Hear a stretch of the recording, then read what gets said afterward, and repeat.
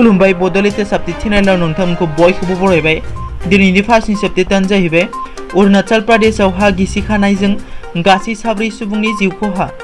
मैया शुक्रबार खालि बेलासिनि 2:30 समाव अरुणाचल प्रदेशनि पेम्पामपारे जिल्लानि सिङाव थानाय टक्ट' गामियाव हा गिसिखानाय जाथाया जालाङो। बे हा गिसिखानाय जाथायाव टक्ट' गामिनि गंसे नखरनिनो 4 सुबुङा जिउ गोमायो। बे जाथायजों थैनाय सुबुंफोरनि मुंखौ ताना मार्टिन, ताना जन, ताना येसुम आरो याबन लिंदाम होननानै मिथिनो मोननाय जादों। सुलुंनि बादिब्ला बे दुखुनांथाव जाथाया नखरनि मानसिफोरा ज'यै थानाय समाव जादों। बिसोरनि गोथै देहाखौ रेस्किउ अपारेशन खालामनायनि उनाव पुलिसआ बोखाङो। मख'नो गोनांदि बे जाथायखौ लानानै अरुणाचल प्रदेशनि गिबि मन्थ्रि पेमा खांडुआ दुखु मोननाय फोरमायदों। नैथियाव दङ एनडिएफपिनि बारग' आफादगिरि रन्जन दैमारिनि देहायाव कर'ना पजिटिभ मोनदों। मुलुगनाङै कर'ना भाइरासआ सानसेनि उनाव सानसे बांबोगासिनो दं। थिग बेबादिनो जोबथेसालियाव जिउ जोबजासिम थानांनाय एनडिएफपिनि बारग' आफादगिरि गेदेमा रन्जन दैमारि बिथांनि देहायाव मैया कभिड-19 पजिटिभ मोननाय जादों। सुलुंनि बादिब्ला बिथां रन्जन दैमारिनि देहायाव कर'ना पजिटिभ मोननाय लोगो लोगोनो बिथांखौ फाहामथायनि थाखाय गुवाहाटीनि MMCH देहा फाहामसालियाव थिसननाय जायो। बे खौराङा सोराङाव फैनायनि उनाव गोबां बर' रायजो राजाफोरनि गोसोआव दुखु मोनदों। लोगोसे बर' हारिनि थाखाय गावखौ बावसोमनानै खामानि मावनो हानाय बिर जोहोलाव रन्जन दैमारिनि थाखाय मोजांखौ हास्थायना इसोरनि खाथियाव आरज गाबनो खावलायदों। मख'नो गोनांदि गुवाहाटी सेन्ट्रेल जोबथेसालियाव दासिम गासै 19 सुबुंफोरनि देहायाव कर'ना पजिटिभ मोनदों।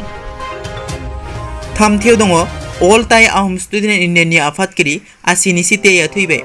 अल टाइ आहम स्टुडेन्ट इउनियननि आफादगिरि आसिनि चित्याया बे बुहुमखौ अरायसमनि थाखाय नागारलांबाय। रोंसारि आसिनि चित्या बिथांखौ देहायाव हरखाबनो गाज्रि जानायलाय थांनाय 2 जुलाइआव गुवाहाटीनि मोनसे देहा फाहामसालियाव थिसनदोंमोन। मिथिनाय बादिब्ला बिथां आसिनिनि देहायाव केन्सार बेराम जादोंमोन।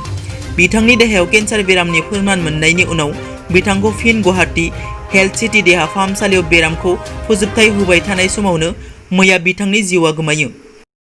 ब्रैथियाव दङ मिरु एबसुनि आफादगिरि दिपेन बर'आ बड'लेण्ड मुलुगसोलोंसालियाव दावबायफैदों।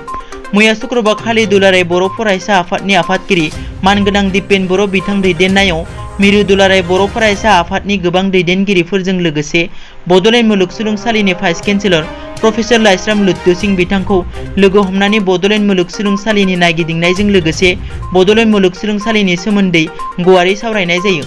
मिथिनाय बादिब्ला भाइस चेन्सेलरजों गोदानै एडमिशन, सिलेबास, इनफ्रास्ट्राक्चार जेरै गार्लस आरो बयज हस्टेल, गोदान डिपार्टमेन्ट जेरै बेंगालि, हिन्दी, नेपाली बेफोरनि सोमोन्दै सावरायो। मख'नो गोनांदि बड'लेण्ड मुलुगसोलोंसालिनि मोजांनि थाखाय एबा जौगानायनि थाखाय एबसुआ अरायसम मदद होलांगोन होननानैबो भाइस चेन्सेलर प्रफेसारनो फोरमायो। बाथियाव दङ मिरु सरकारा आसाम हादरसानि थाखाय गासै 631 करोड़ रां दैथायहरबाय। मिरु सरकारा आसाम हादरसाजों लोगोसे भारतनि मोन 14 गुबुन गुबुन हादरसाफोरनि थाखाय गासै 6195.08 करोड़ रां दैथायहरबाय। रिपर्टनि बादिब्ला मिरु सरकारा आसाम हादरसानि थाखाय गासै 631 करोड़ रां दैथायहरो।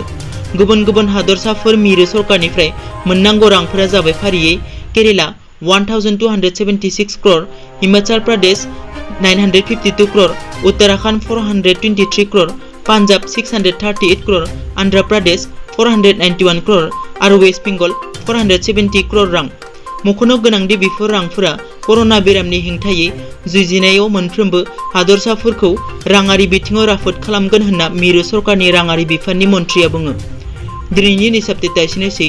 नोंथांमोना जुदि आंनि चेनेलखौ दासिमबो साबस्क्राइब खालामाखै, अन्नानै साबस्क्राइब खालाम। गोजोन्थों।